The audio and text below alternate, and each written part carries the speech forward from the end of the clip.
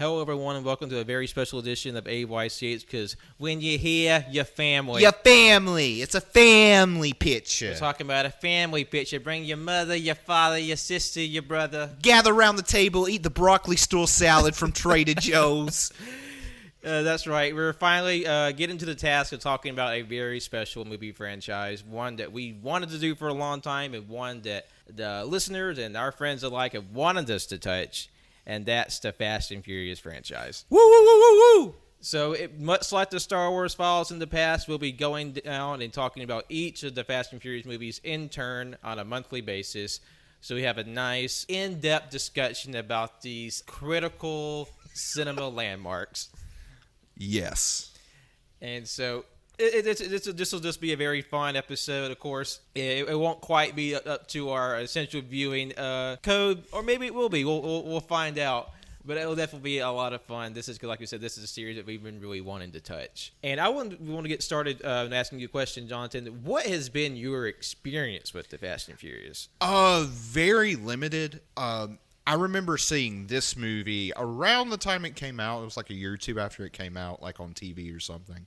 And this was a movie like me and my dad was like one of the handful of movies we sort of bonded over. But I haven't seen it since then, and I have not seen any of the sequels. I know sort of my perception of it being sort of the pretentious film fan that I am, just being kind of, I guess, unjustly critical of the whole thing, you know, from an outside looking in and just being like, oh, those movies are stupid. And they are. I'm not going to lie. But I have to say, watching this movie, I just had a fucking blast, even though I wouldn't say it's a good movie by like a quote objective standard, but God, is it fun.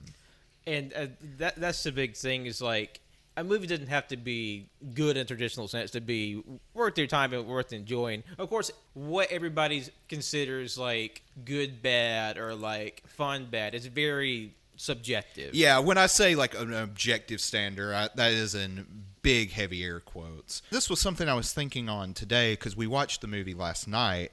It's not this enjoyment you get out of watching, say, like The Room, which is a so bad it's good movie. This movie has a genuine sincerity about it that it's infectious, and I don't know what it is. It's this weird intangible quality that if this like continues through the rest of the series, which, you know, we'll eventually get to, it makes sense why this franchise of all of them has stuck around and is Universal's most profitable franchise. It's like, you know, sort of like the classic monsters from the Universal Studios days. It's probably one of their most like long-lived and like familiar and beloved series. Although I feel like that may be the first time those two concepts have been in the same sentence together. But you're welcome for that, AYCH, breaking new ground. But it's just a lot of fun, and to your point, it's sort of on the subject of bonding and family bonding. Family! Because my sister and my sister is a big fan of this series, and this is something that we watched together. So is that how you came to it originally? I guess in sort of the later installments, there are some that kind of sort of just happened to fall into. I think I remember seeing this vaguely on TV shortly after it was released, but that's been years now, because this month is the 19th anniversary of the original film's release. Can you believe this has been going on for nearly 20 years? Yeah, we just had to prematurely ejaculate before the 20th anniversary. Because, well, like we said, this is a, you know, just a tangent. We are building up to exploring all the movies, but we have the structure to where by the time the quote final installment of this series, as we know it, will come out, it will be when Fast and Furious 9 comes out, all coming out, culminating in next April, so which would, you know, be the year of the 20th anniversary. Yeah. But going back to my original point, yes, it's something my sister and I kind of bond. I remember I got her a DVD set of back when it was just the 7 movies, and we watched through some of them. I think that because we started on number 4, strangely enough, and then we kind of bit through. I remember seeing like Fast 5 on like some basic cable network, and just losing my shit of how crazy it gets.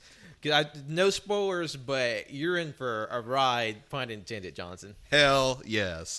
I'm at, like when you first brought it up, like I said, I was judgmental about this series for the longest time. But like after watching this movie, I am genuinely no irony excited to see where this fucking ride goes. So, and I think it's time that we get into the movie proper. So, like we said, this came out June 22nd, 2001, and it's very indicative of the time it was made. Would you not say that's correct? Oh yes, just from like the sort of post-processing filter over everything. It just has this weird late 90s, early 2000s feel. From everything from the font to just, as we'll get into, the music. That was such a fucking nostalgic throwback. Yeah, and like the look and like the fashion, because man, it's a time capsule of like this like aesthetically singular era in like American pop culture. Because there's nothing that looks quite like late 90s into the early 2000s that's been before or since. Yeah, and not only that, it's one of those select eras that is aged so hard and so poorly, but you can't help but just like give it a gold star for trying. Like it's just so ridiculous. You just have this fondness for it, and I feel like that's something that is kind of needed to enjoy the franchise. You have to embrace just how sincerely silly it is. Oh yeah, like I like this one definitely feels like it's trying to be serious. Mm-hmm. But, like, at least just from my perception of how the later installments go, they definitely realize, like, what they're doing and realize how fucking absurd it gets. So there's definitely, after a while, they lean into it, but I still feel like they're having fun with it. It doesn't feel, at least from what I've seen, like it's got to, like, you know, they're going through the numbers, they're just being cynical. Like, they're just like, let's just see how balls to walls we can get. But we have to get to that point because... Mm-hmm. It's so funny how small stakes the first movie is, because literally the whole plot is kicked off by this mysterious group of auto bandits swiping a shipment of TVs and DVD players from the back of a semi-truck. Yeah, and throughout the movie, they keep the FBI and the police department, what's his name? Brian? The guy, Paul Walker? Paul Walker's character, Brian O'Connor. Yeah. The departments he's working for, they keep emphasizing these fucking truckers the entire fucking movie. Like, if they don't stop this, there's going to be a fucking trucker uprising. Yeah, what I thought was so crazy, because, like, how dangerous are truckers that, you know, if they don't squash this beef, that the truckers will, you know, get their guns, get their piss jugs, and just riot. I just don't get it. But, like... It's also cause for concern because every truck, like semi-truck they rob, the dude has a fucking sawed-off shotgun. And it's like, what the literal fuck? The truckers are armed and dangerous, and you do well to keep that in mind. Good God, it's just a mess. Like, it's so funny. And so we have a Paul Walker character, undercover cop. He's working... to get into the business to figure out who's doing the auto thefts, and he works at a high-end auto parts store and lives there apparently. Yeah, and like that's one of the aspects of the movie I remembered from when I watched it, you know, back in the day. But I was surprised at how late in the movie they actually reveal that. It's like a good 30-45 minutes in. Because when he goes back behind the doors to, like, wash his face, you think, like, oh, that's just, like, a bathroom. And then, like, no, he's living there somehow. Yeah, there's, like, you see a cot in the corner, and I was like, is that his bed? Like, who the fuck's staying in this bathroom? And then it's like, oh, shit. But, yeah, they, like, the whole undercover cop thing doesn't get introduced until way later in the movie. Which, I mean, not too late. I mean, it's still the first act. But I feel like that would... In a lot of movies, that would sort of be, you know, information you would get fairly early on. Because, like we said, he's trying to involve himself with this notorious street gang, which is the Toretto family. And so he goes to this, you know, this car garage, high end, that has like a working relationship with the car store he works for. Homeboy Brian saunters up to the garage. That's like part grocery store too, I guess.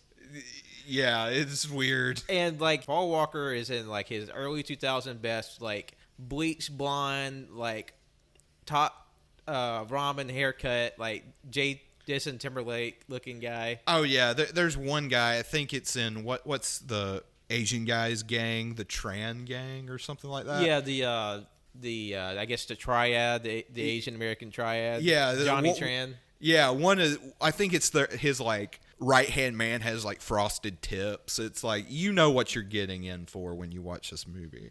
And just on that same track, could we have one of the main guys in the gang, Vince, who is living his tank top life because I don't think he had a sleeve in this whole movie. No, and at one point he pulls out that fucking mesh tank top because he wears a mesh tank top on top of a camo tank top. What a champ! And then he and Brian, because they got the hots for the same gal. Well, it's the patriarch of Toretto's family, Dom, is his sister, and they get to a big brawl in the street over her. And something I thought was funny doing my research is that apparently Brian and Vince's actors, they had a highly choreographed fight planned for that sequence where they start scrapping in the street.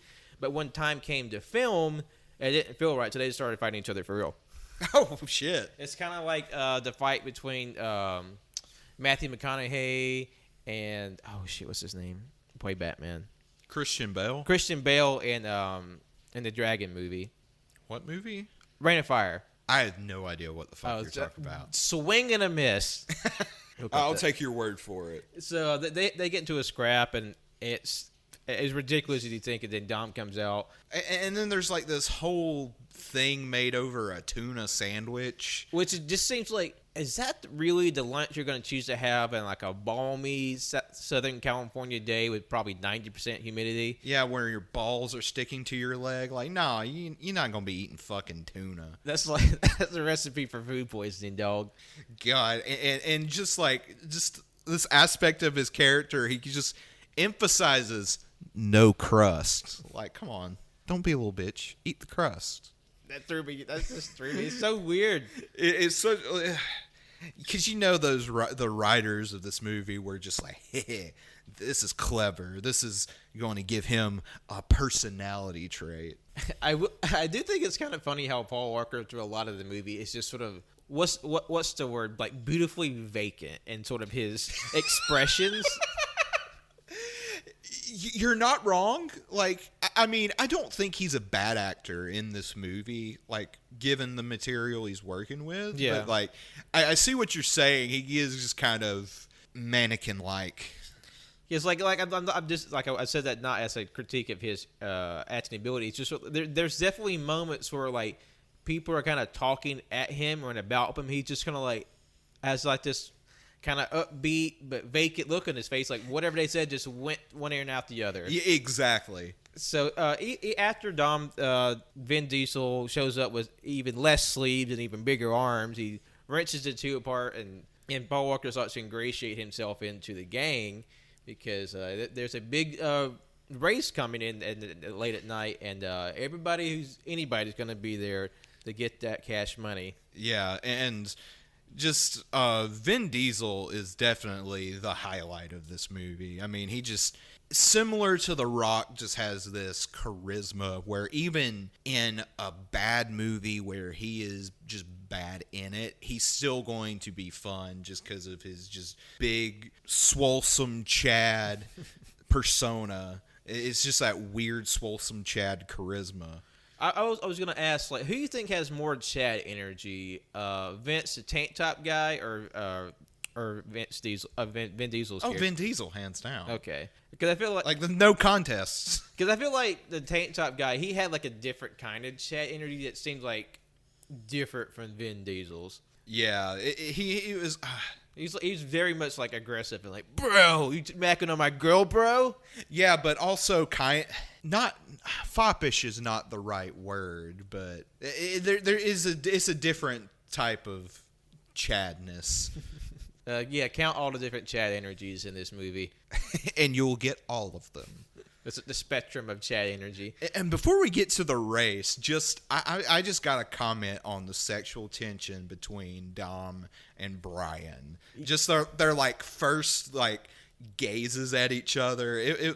I'm just saying, I felt the love in the air tonight. Oh yeah, like there's so much homoerotic tension in this movie. Like between like obviously you have your main ship Dom and Brian, but I was getting like some tension between Vince and Brian because they're both fighting over the same girl, but they're really interested in each other too. Yeah, exactly. It's like all these repressed gay men are just like they just want to fight and smooch.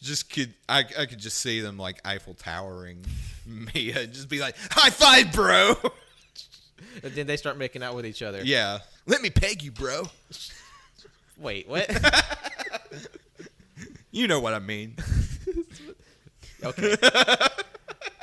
And so we get to the race, and within like I would say less than 5 minutes, we had like 5 different licensed songs, like one after the other. I know it would like play like 5 seconds of one and 5 seconds of the other, and I was like, part of me, it felt like, you know how like you're allowed like 10 seconds of an isolated clip of something for in the realm of fair use. That's sort of what it felt like. But I mean, they have to get the license because these songs are on the soundtrack of the movie. Some of the songs are on the soundtrack, some aren't.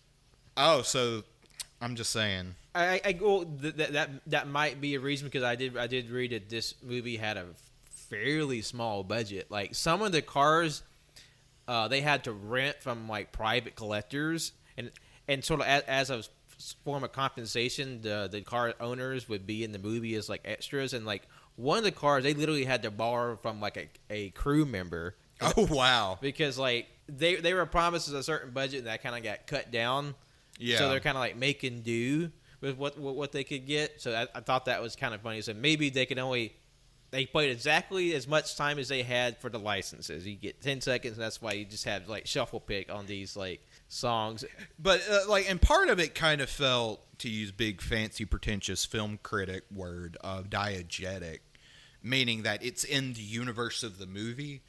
So like in diegesis, that's what it refers to. What's in the universe in the movie and what's outside the universe. Most common example being like the soundtrack. Is it like the characters actually listening to what's in the music that's playing, or is it outside the movie to enhance the feeling? Mm-hmm. And a lot of it kind of felt more diegetic because it was all like it would always change when a new character would enter. Or there's like a camera cut, so like I guess it's like the music's playing from the cars. Yeah, but like, but it's also like played in a non-diegetic way, like similar to a soundtrack would be. Yeah, because usually in like diegetic music, it's like off in the distance, and like.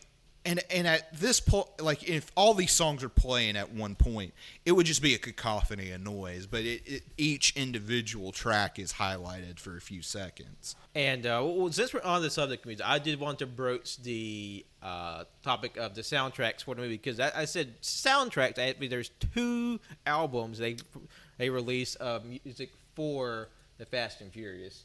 Because you have the Fast and Furious soundtrack, which is, I guess, the principal release of the film's music, with 18 tracks from such luminaries as we have like Faith Evans, Cadillac Ta, Ashanti, Tank, of course, Ja Rule.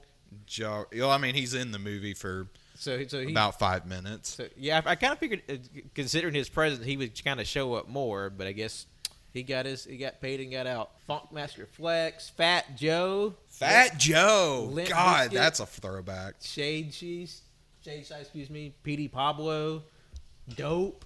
So, God, that's a new metal deep cut. And I know at one point they play fucking Limp Bizkit. Yeah, because they played Rollin' and we both screamed. It's like, what? Of course they would play that fucking song. Because, like, even though a lot of the music is, like, hip-hop, there is, like, some alt metal and new metal in it, too, which is kind of weird, but not... Not really, because, because new metal does pull a lot from hip-hop. Well, they're very speaking more of alternative metal. Yeah, I mean, they're kind of adjacent to each other. Because on the second soundtrack, we had people like Saliva, Injected, Hoobastank, Oh my God. BT, Primer, Machine Head, Green Wheel, Molotov. And there's like a bunch of songs that didn't even make the soundtrack, like Limp Bizkit's actually quite a few Limp Bizkit songs. My gosh. Jesus Christ. But I don't know, like there were a lot of time, like I remember this sort of era of movies, they would release a soundtrack and it would just be sort of like songs that would sort of invoke the tone of the movie or what they thought the tone of the movie is. Like I just remember, I think it was one of the Underworld movies had like fucking like Evanescence and Slipknot and shit on one of the soundtracks. And it may not even been played in the movie, but it was just sort of, I guess, to invoke the mood.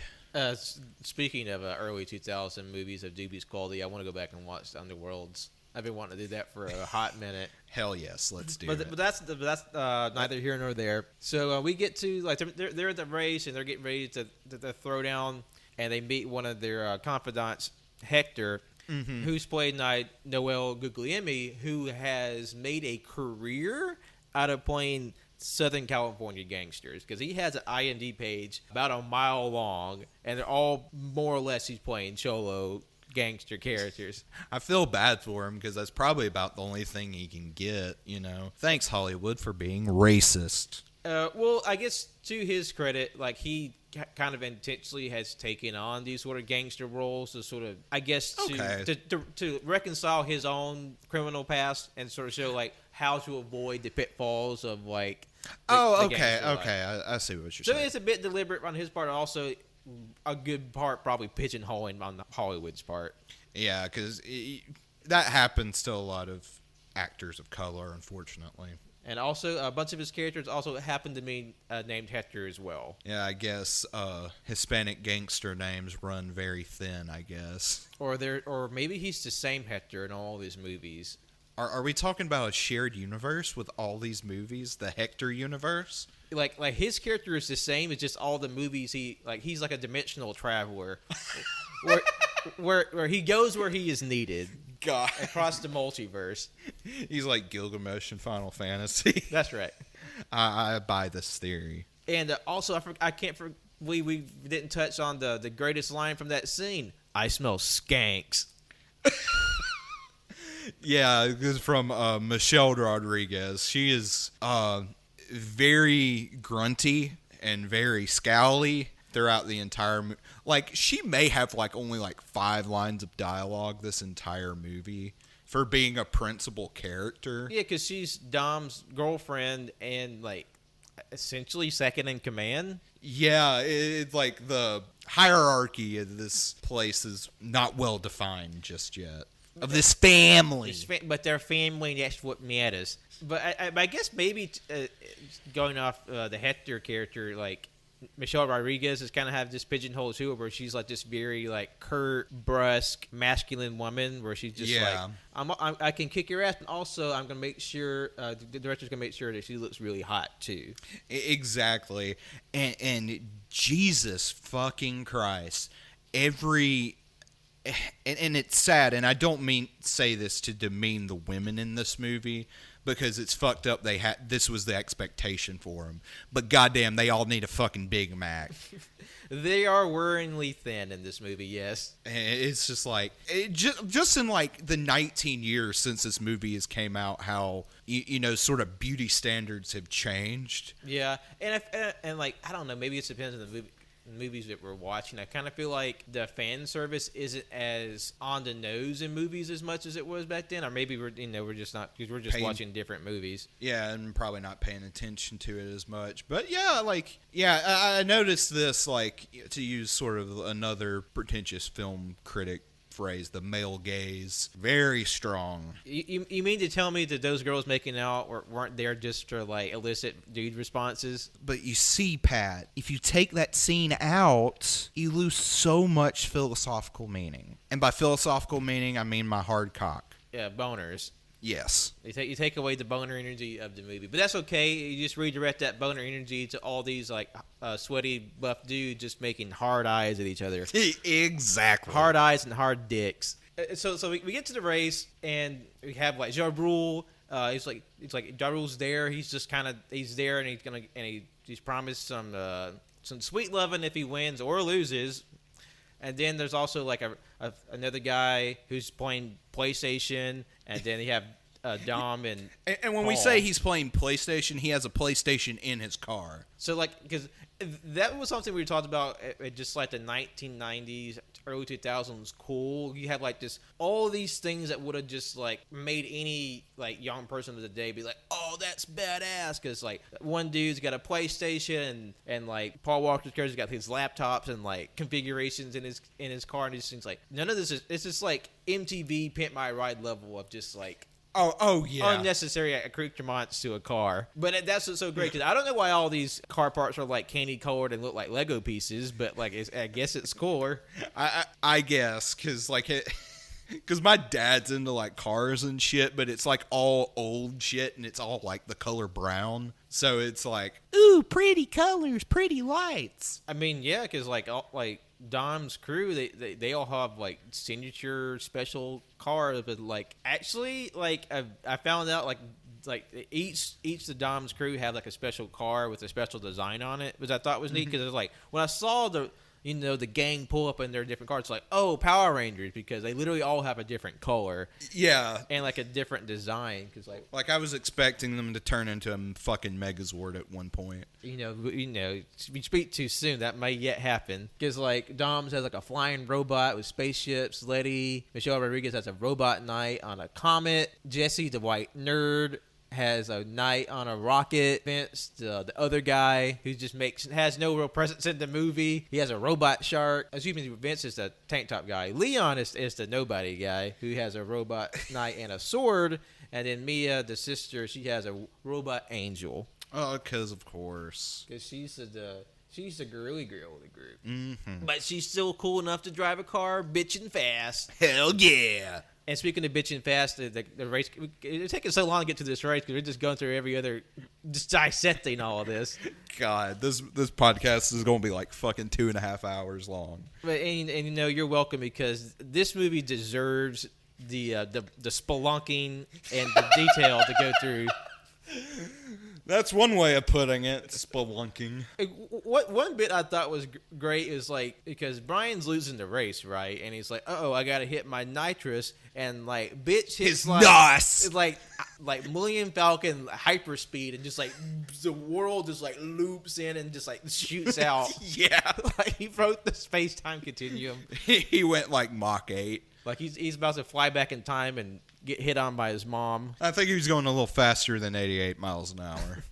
888 miles per hour. Gotta go fast. And surprise, he ends up using his NOS too much and blows up his car, essentially, and loses the race. And then, so, he kind of limps back, metaphorically speaking, to the finish line. And he's like, almost had you, bro. It's like, almost had you. Me? Almost had me, and everybody's just like, "Oh shit, you're a punk, dude." Yeah, and it's like everyone acting in the scene like they're on the set of Yo Mama from MTV, waiting for Wilmer Valderrama to show up. Tu madre. Yes, we're just hitting all the high points from the early 2000s and just like questionable taste. Exactly. Well, I mean, this fucking movie caused us to have a fucking brain blast.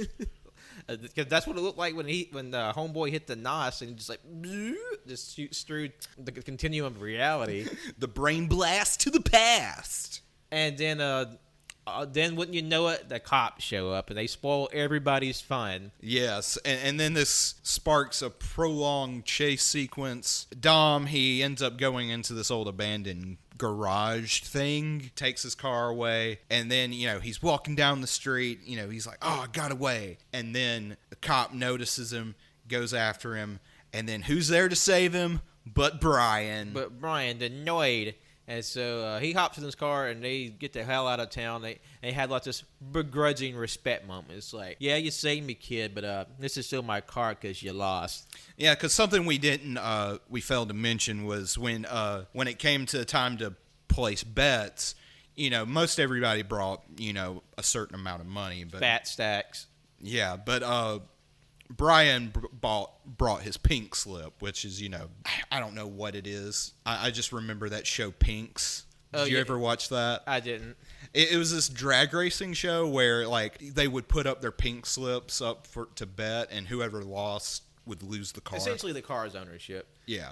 And so they get away from the cops, but they find themselves in even more trouble when apparently they enter the turf of the Asian triad gang. Johnny Tran. And turns out Johnny Tran doesn't like Dom getting in his neighborhood, so he roughs him up a bit and shoots up that sweet car. That fucking blows the fuck up. I feel like for the first time I've seen a car blow up, that actually makes sense because he had like 2 honking tanks of NOS and it just like big green fireball. Exactly. It was, and like, and right before it blows up, Paul Walker's just like, NOS! Boom. Boom.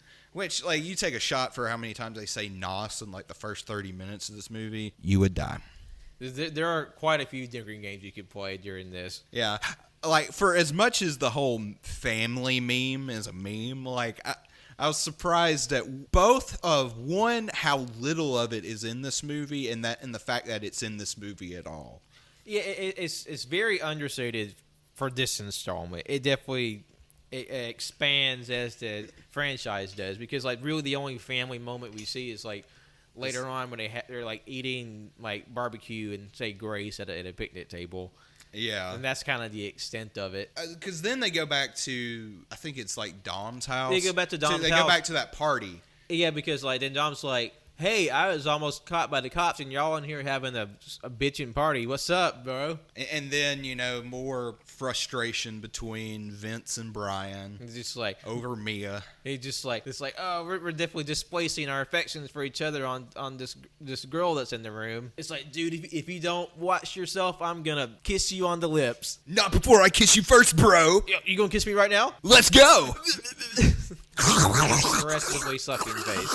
So Dom breaks them up again, and also I thought it was kind of funny. They had like this product placement line. You can have any beer in the house as long as it's Corona. But then it's also even funnier when we realize the coronavirus is what postponed the Fast and Furious movie. Oh my God! Fast and Furious predicted the future about its own franchise. That's right. Psychic Dom. Do do do do do do. It's Dom, but in that moment he turns into his character from Pitch Black with the milky eyes. Oh, like fucking Riddick? Yeah. That's a blast from the past. Yeah, we're hitting all the markers today. So the people go up, they like screw or bang. There's some sexing happen. Like at this point, like it's kind of Brian, Paul Walker's character, sort of getting in the good graces of Dom and the family.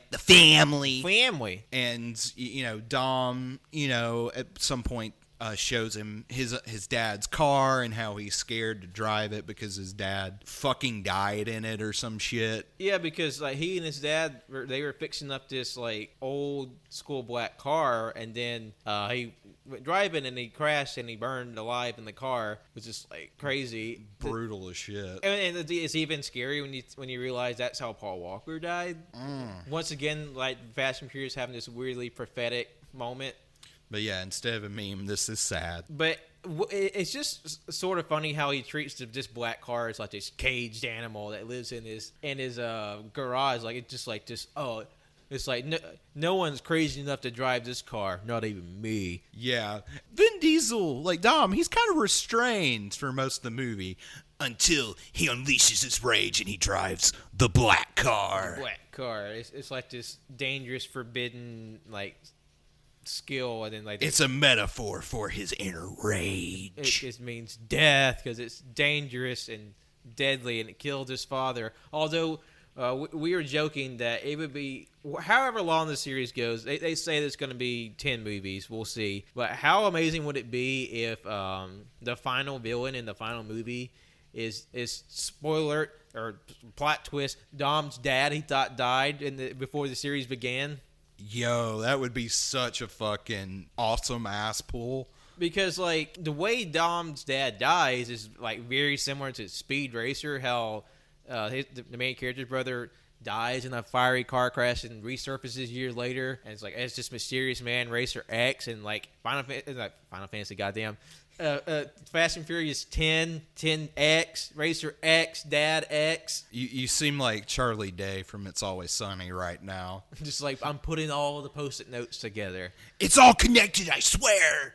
Yeah, hire me, Hollywood. I got Final Fantasy. God damn, I keep saying Final Fantasy 10. My brain is broken because I keep replacing franchises with big numbers with Final Fantasy. God, you've been doing this for like the past 3 weeks. I don't know. My brain is severely broken. Pat, you need to sleep. With what time? Now. So we learned about Dom's tragic past, but then we also learned a little something about Brian, because this is when we finally get to the point where Brian's a secret cop, because he gets pulled over and arrested by these two cops on the side of the road, and he's really just taking him to this like swanky ass mansion that the California PD is just shacking up in. Yeah, it's like that stereotypical like Hollywood house you would see, like the director's house, something like that. Like there's a pool in the foyer and there's like a bridge over the pool, because like apparently it was a house that one of Elizabeth Taylor's husband or gentleman callers had built for her. Yeah, it was such a weird detail to drop, but I guess it's world building.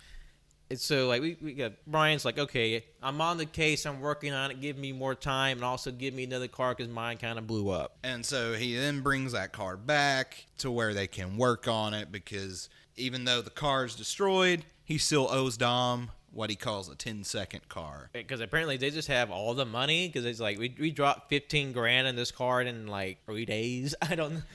I guess those fucking DVD players just cost fucking fortune back in 2001. They can be flipped for a fortune. This is just swanky new technology. DVDs, they're like a thinner record, but it has movies on it.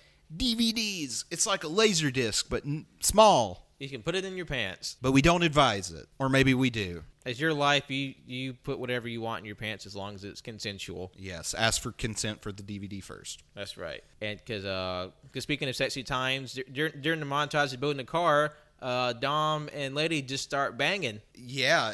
And I mean, he just grabs 2 fistfuls of ass and just fucking launches her up on the car to go to Pound Town. Because everybody knows the most erotic thing in the world is working in a 100-degree garage building a car. God, can you just imagine the stank?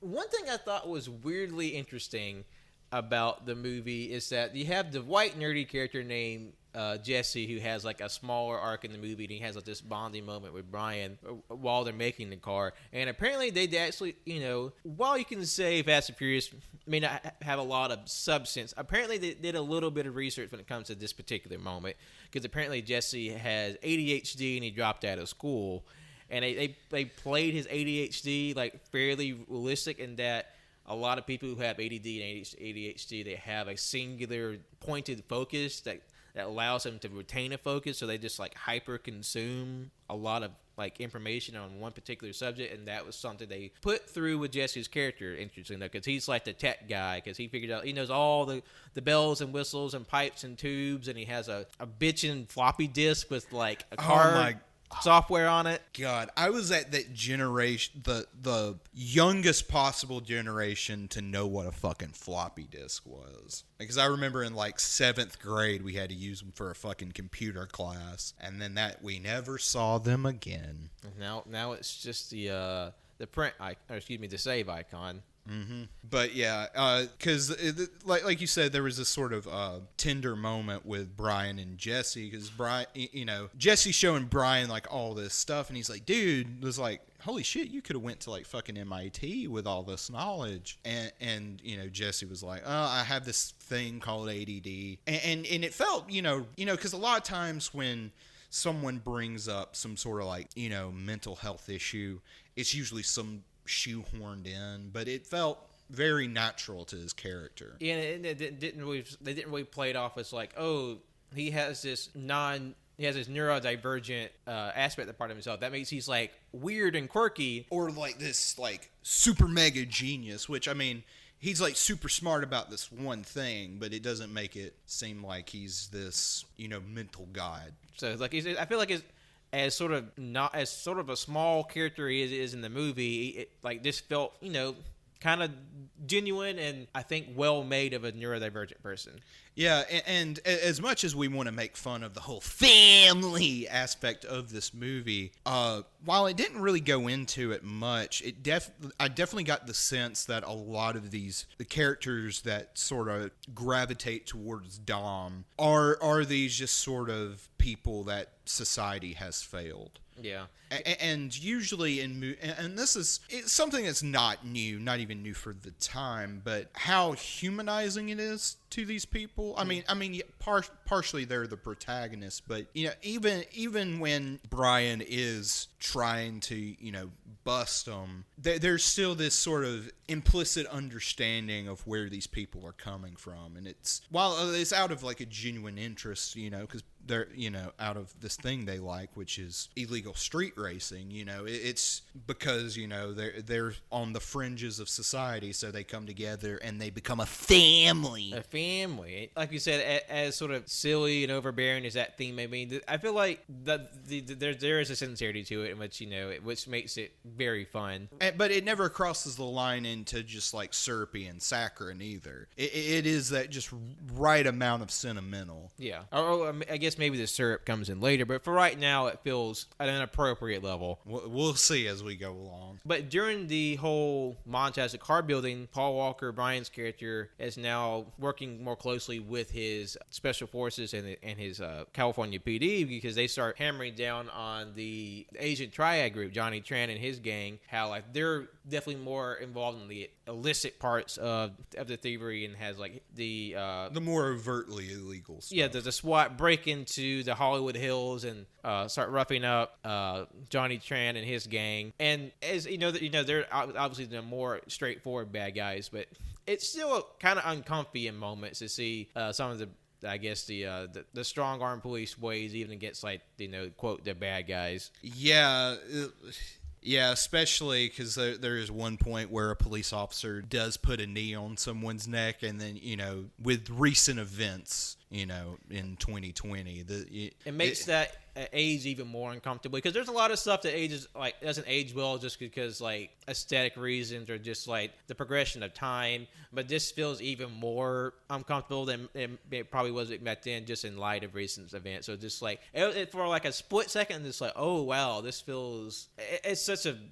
I don't know, trite word to say, uncomfortable. It's just like for that split second, it's like, oh wow, I wasn't expecting this. Yeah, and things like that were definitely not of the conversation of the time. But like also too, in the movie's lighthearted defense, like the police are kind of the antagonist of this movie. Or they're antagonists, and on a certain point of view. Well, like on the level that they are like literally opposed to Dom's crew, and then eventually Brian as he betrays them to help out the family. But then they feel like his sort of working with the police is a betrayal to the family. Yeah, but just on I guess like a different uncomfortable level is this is all building towards a big race in the desert, and they call, and there's probably a lot of things you can call this giant meeting of car enthusiasts to have a quasi legal appreciation of cars and racing in the desert, but they say with like no irony, no self-awareness, so many times that this event is called Race Wars. Like you can just feel fucking Charles Manson rolling in his grave right now. Because it's like I was like, how did this get cleared with no oversight? Did they really just think, oh, it's a war between race cars, and did not think of any other implications of what that could mean? I guess not. It's like literally when Brian shows up to the event, like the security guy's like, hey, welcome to Race Wars. It just gives him a ticket and a number, just like, what the fuck is this? And then on top of that, when we finally get to Race Wars, which I have to say, if I have one criticism of this movie, just one, this is the only one. Yes, this is only like a major criticism. I wanted to see more of Race Wars. I had a hard time saying that with a straight face. But like the two races we see in Race Wars are from people of like different ethnicities and races. Because like literally one race is between like a Hispanic woman and a black man, and then the other was between an Asian man and a white man. So like it like it actually literally it is what it is, and it's like Jesus Christ, this is just so fucking bonkers. And they obviously they didn't intend this. It's just no. They thought with 100% seriousness that it's perfectly okay to call a organization, an event about racing cars, race wars, which is just like Jesus Christ. God, like I could imagine an alternate universe where that was the name of the franchise. Well, let's broach that topic for a moment. In my research, I found 3 alternate titles for the movie. Firstly was Racer X, which, obviously Speed Racer character, but also the director, Rob Cohen, he was inspired to make the film from a 1998 Vibe magazine article called Racer X, which like highlighted like street racing in New York City and Los Angeles. So that was a working title. There's also Redline, which is also the name of a 2010 anime movie about fantastical high-octane racing, which it's definitely worth your time. It is balls to the wall. It's made by Madhouse. So, if you know anything about anime, that's a top-tier animation studio. Mm-hmm. And lastly, one of the titles that was in thought for the movie literally was Race Wars. Bruh. And another reality, the Fast and Furious franchise could have been called the Race War franchise. Bruh. Just imagine that's the only thing that's changed about our reality, and we're in like 2020. Hopefully, we would have had this conversation before now, but it comes to 2020. And we're having to grapple with the ethics of the Race Wars franchise. God, reality is so fucking weird, man. Because that literally, they could have made 10 of these goddamn things, call it Race Wars, and only just now, 20 years later, realize, oh, maybe we should reconsider. Jesus Christ. God. I'm still kind of reeling from the fact that they almost named this fucking movie Race Wars. God fucking damn it. Oh man, just by the skin of their teeth, huh? Yeah. So, but back to the war of the race cars. We have Johnny Tran, who's back, and he's pissed at Dom because, like, oh, the cops are on my ass, and you're in my turf, and also you low-key banged my sister, still mad about that. So I'm going to race your boy, this little nerdy shrimp guy. But of course, Nerdy, he pulls the same mistake that Brian did and puts his own car on the line and gets the Super Race King Johnny Tran. So when they hit the road, of course, yes, he loses because he burns all his nitrous too fast. Yeah, and then on top of that, too, it's a car that had sentimental value because I think they said it was his dad's car or something like that. Yeah, because I want to say his dad, like either he had a falling out with his dad or like, there's trouble there in Jesse's family. So he loses and he decides just to get the hell out of Dodge. And it turns out that's a bit of an uh-oh. Yeah, he was just like, drives the fuck off, drives away from Race Wars. he got out of the race war. And then like...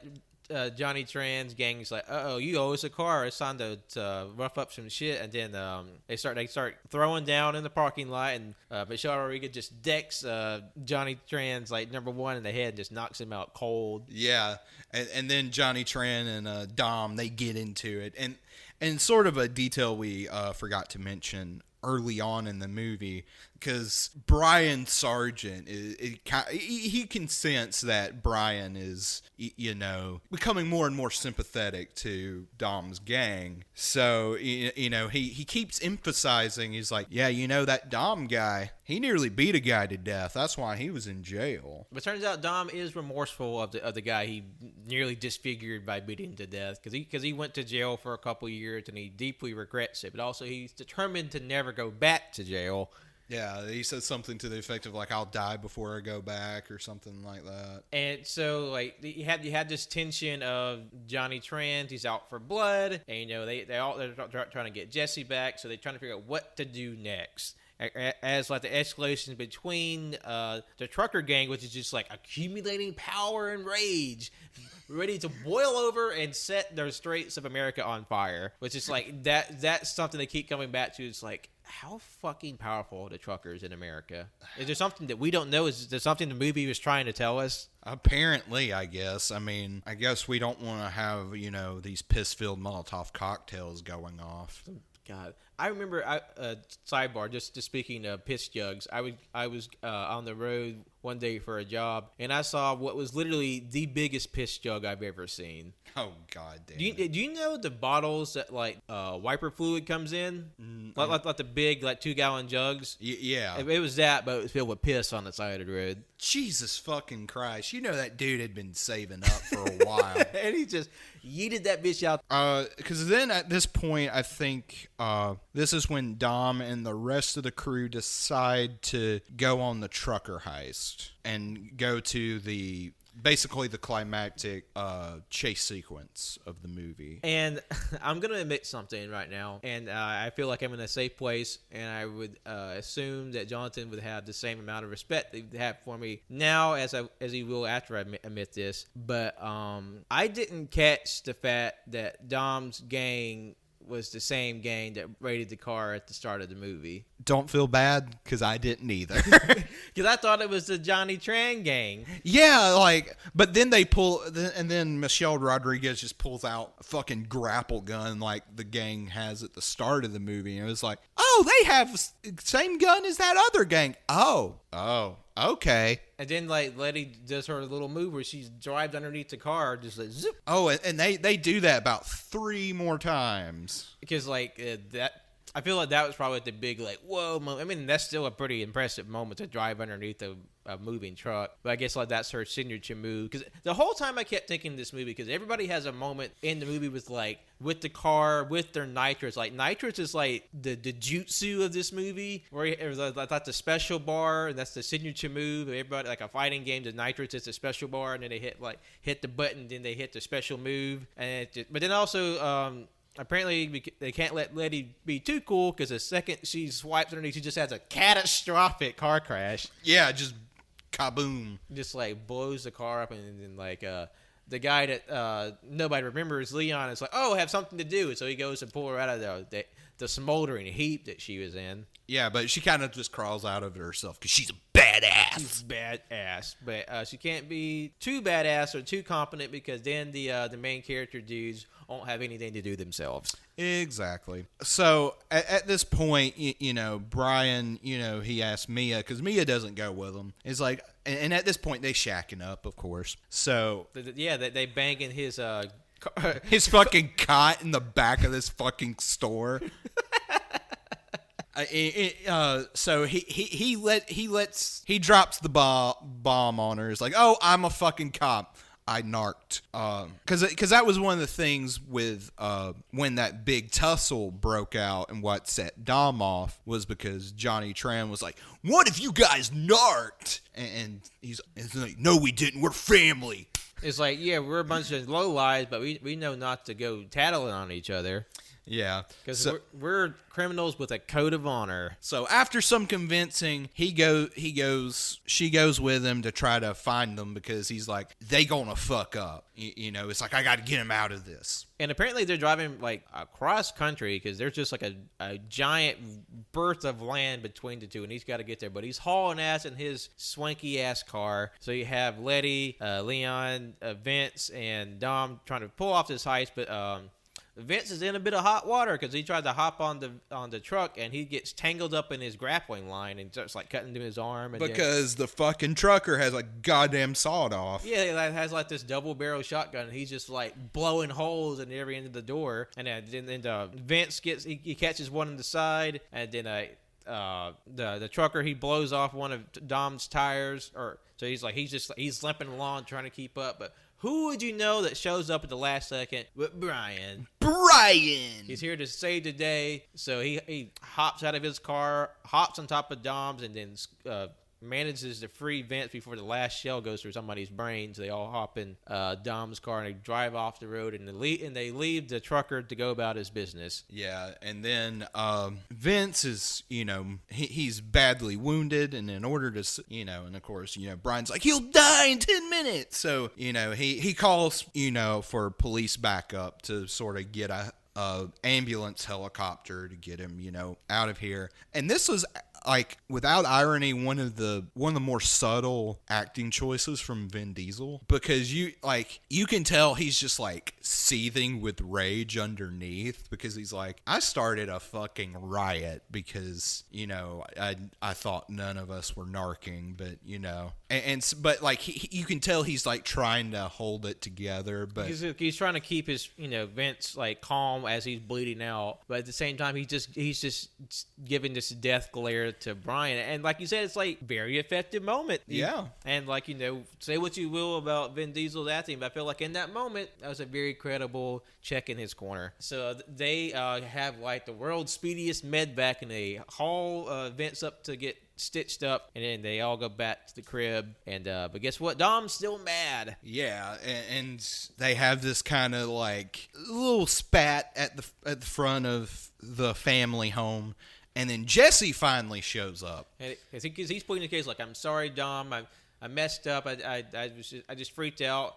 And like Dom's kind of like pulled in these different directions. He knows he's a wanted criminal now, even more so than usual. He's pissed off at Brian for breaking his trust, and then like everything happening at once. But and who would you know that shows up at the worst possible moment? Fucking Johnny Tran with a goddamn Uzi. And they just light this fucking house up. Just straight up fucking drive by.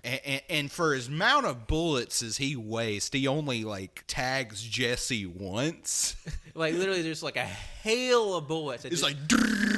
And I guess that's kind of spray and pray. It's kind of the name of the game. But then like Jesse gets tagged and he dies on the street, man. R.I.P. Jesse. Yeah, and I say like the scene with the truck was the sort of climactic chase sequence, but really it's the penultimate chase sequence. And this is sort of the final stretch of the movie, which when it got to this point, I was like, wow, this movie's almost over. It doesn't feel like just sort of how like the traditional pacing of a movie goes. You know how you can sort of feel when a movie is getting to certain points, like Act 1, Act 2, the midpoint, climax. So this is like Act 3A, and this is like Act 3B. Yeah. And then, so there's like this brief moment where Michelle Rodriguez and Vin Diesel, they cry over Jesse's. It was Mia, his sister. Oh, Mia, yeah. They cry over Jesse's dead body, but then they have no time because Brian and Dom, they go after Johnny Tran's gang. And so they're chasing them around the town. They're doing like some Dukes of Hazzard shits, hopping off hills, driving down hills, and then Brian runs number 2 off the road into this big ditch, and then they catch it to Johnny Tran, and they run him off the road, and Brian, he caps him, right? I think so. Because he knocks him off his bike, and he sort of slides into a wall, but I can't remember if anyway, Johnny Tran's out. He's dead. He's out of the picture. Yeah. Where is he? Oh no! Because spoiler, because I don't know if death is very substantive in this series. Yeah, because I know there's one character that supposedly dies but then comes back later in the series. So we'll see who is sticking around beyond the veil as the series goes on. But they're clear of the death of Johnny Tran and clear his threat. But they still have one last thing to settle, I guess, the race between the two. Yeah, because I almost had you, bro. And this leads to the most iconic shot of this movie, and the shot of this movie that has always stuck in my mind, even though I couldn't tell you what the fucking plot of this movie was until yesterday. So Dom and Brian, they fucking drag race across this long stretch and get to this train track while the train's coming. So they boost, and it's the last possible second, and they bust through the drop down gate in front of the train tracks in this sort of like badass moment. And apparently, I don't know if it came through in the movie, but it seems, at least maybe in the script, that Dom was kind of planning to end his life in that moment. I didn't really get that from the movie. I think that was probably just something they put that was in the script that they decided to not go with. Because if that was the intention, they failed on that regard. Which, and something we also forgot to mention was that Dom is now in the black car, his dad's car. Because it's the only car that had left, and he had to overcome his fear. Could use this badass, souped-up Deathmobile to catch up and avenge the death of his friend, who he promptly forgets 10 minutes after the fact. Exactly. And then, he's looking over at Brian. They have this, like, begrudging respect moment. And then Swerve fucking Dom just has the most fucking over-the-top car crash in any movie I've seen. It's just like they have, like, their bedroom eyes across the car seats from each other. Yeah. And then Brian's like, whoa, look out, Dom. And then he does like 8 flips 100 feet in the air and lands, crash down the car. And then Dom's kind of just like, well, shit, man, that was scary. Yeah. And like, for the amount of like fucking carnage that car goes through, it's not that banged up, really. Relatively. Really, the one front end's all banged up, but the rest of it's pretty solid. I mean, it literally lands upright. Yeah, even though like the fucking tires kind of do this like sploot motion, but it's not like the Aston Martin in the first James Bond remake. they I guess they wanted to save the integrity of the car a little bit. I guess so. So then, Dom gets out of the car, and I guess he's just so badass. Only his arm is hurt. He's like, whoa. So then the police sirens go off. So they lock eyes from across the room. Dom takes Brian's car, and then Brian goes to, I guess, tell the cops he got away, just to save Dom's ass. Yeah. As he drives off. Credits. I will say, apparently there is an extended ending for the movie. Really? With the title More Than Furious. Oh no. Whereas it like the additional scene is that Brian Sargent drops him off at the Toretto home, and you see Mia, she's packing things up because guess what, the whole family's outed as criminals now, so they all gotta scatter. Mm-hmm. And so like Mia has like this, and Brian had like this sort of like tense moment. Obviously, they recognize each other's feelings, but at the same time, it's like you lied to us, and also I got to restart my life. So, but basically, Brian, he said he's quit the cops, and he's like, maybe we can try this again, and they sort of have like a moment together, and that's how that movie ends in the extended cut. Okay, because I was sort of looking into it, and apparently a lot of the later installments have extended editions. Yeah, there's definitely additional footage for some of the movies too. So and then the movie ends with sort of the sort of bass soundtrack that's been going out through the movie. That it's this sort of like stock early 2000s. Just driving techno beat, but also like it's just like the lead single from the movie soundtrack, the Ja Rule song. Exactly. Put it on me. Put it on me. Because we were also talking like, what if there was an alternate universe where instead of Ludacris, we got Ja Rule for the rest of the series? Hey, I guess Ja Rule wouldn't be doing commercials right now. Just like some like I said, some things I found out in the making of it. Like I found out that Michelle Rodriguez, who played Letty, and Jordana Brewster, who played Mia, did apparently neither of them knew how to drive before this movie. Oh, like legitimately, like didn't have a license. They did not have a license, so they were cast, but they had exactly one chance to get their license before filming started. If they didn't, they'd be recast. Oh wow! So they had to learn right then and get it right. So which is funny because a movie about driving and neither of them had a license. That's weird. And also apparently, one of the people in the world of what could have been, apparently. Dom's character was originally going to be played by Timothy Olyphant. He was one of the people who was going to be originally cast for the movie for that role. Okay. He was in Justified. He was in Deadwood. He was in Hollywoodland. Once Upon a Time in Hollywood.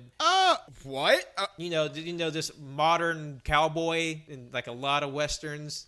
Yeah, that wouldn't have worked. But it's okay. Just have Just from like looks, I don't know. I haven't really seen much of what this guy's been in, so he may have been a good act. I mean, he's probably a great actor, but Yeah, he's great and Justified. But you just have Timothy Olyphant from Hitman and just swap him out with Ben Diesel. And apparently some of the other like what could have been like for Brian's character, Paul Walker's character. There's a world where Christian Bale could have been this character. oh wow, Mark Wahlberg could have been this character. I could see both of those. I'm honestly surprised Mark Wahlberg hasn't been in this movie yet. I know, right? Like, This seems very much his alley, but also I don't know. Wahlberg seems a little bit too cynical. He seems like he's someone who takes himself a little too seriously. I mean, I could see that. But this bitch also was in The Fucking Happening. he probably took that very seriously too. No. Also, Eminem could have been in this movie. Wow. I mean, honestly, I'm surprised he's not, because 2001, that was peak Eminem. Yeah, he just had to grow his hair out a little bit and have that crunchy ramen haircut. Exactly. Just have Justin Timberlake swap in for Brian's roles. So I think that's kind of the heads and tails of the movie. We gone through the plot. We had our tangents of family. We talked about probably giving this movie a lot of introspection that it may not have ever been given before. I don't know. This series does have a fairly large fan base, but something that we kind of serendipitously stumbled across, there is an end credit scene. Yeah, because I didn't know that there was a stinger in this movie, and it cuts to somewhere like Central South America. It was in Mexico. Yeah, he's in a Mexican beach town, and he's just hauling down the road, wanted man, but he's still living his life a quarter mile at a time. Ah, yes. So that's where he's made it to the border like he promised Letty in a dream. One day we'll get to Mexico. We'll have ourselves a time, and he's there for a different reason though. He's hiding out, waiting for when his talent will be needed next. Yes, and I guess we won't find out until, about 3 more months? Well, because I don't think he's in 2. So we gone through the gamut of the Fast and Furious. The first stripe on the tiger's back, so there's still plenty more to be had because we still have to go through the entire franchise. And just in the research of these movies, I found even more stuff we can cover along the way. So stay tuned for even more content within this fun new sub-series. Oh, fuck yeah. Any final thoughts for Fast and Furious? The Fast and the Furious, not to be confused with Fast and Furious. Yeah, which is a different movie later on in the franchise. Yes. But as for the movie itself, there's a lot in this movie that doesn't age well and it doesn't hold up, and just stuff that just has like a lot of, man, they didn't think about this at all. But goddamn if it isn't just a fun ass movie. Exactly. I had a fucking blast with this movie. Yeah, I'm very anxious to see where the series goes from here, and honestly, probably just going to go ahead and watch the rest of them, because like this to me it's not to really subscribe to the idea of guilty pleasure, because if you enjoy something, you don't need to feel guilty about it. Exactly. But it's something that's just like, it's just fun and it's silly, and that's something that I'm very much about, just enjoying and embracing the absurdity of things. Yeah. And I feel like it helps not to take things as seriously. It allows you to have more of a good time when you just sort of remove that sort of rigidity. Yeah, and like, this is definitely not going to be for everybody. Like, if someone says, "Oh, I fucking hate these movies," I'm not going to I'm not going to fault them for it. So, but like, just this is the type of like absurdity I'm here for, and something I wasn't expecting to be here for. So I'm very interested to see where the franchise goes, and just sort of like a direction to actually there's a lot I haven't seen, and just to see how it ramps up, how it escalates in real time, and also just for like what we get into over the course of this sub series, because I feel like it's going to be a fun year, because like we said, we plan to release one Fast and Furious file a month leading up to the release of Fast and Furious 9 next April. So we hope you join us for that. This will be a very fun ride, and we really appreciate you listening today, and hope you listen in the future and for the rest of our episodes as they come out. So once again, thank you all for listening today. You can follow us on SoundCloud, iTunes, Google Play, Google Podcasts, Overcast, Spotify, and any RSS feed catcher. We're out there. Just be sure to like, rate, review, and subscribe on all those platforms. It really helps us out, spreads the show around, and just puts it in front of more people, and that really helps us out, and we appreciate that. And follow us on Twitter and Instagram at AYC's Podcast. Follow us on Letterboxd and Facebook at AllYouCanHear.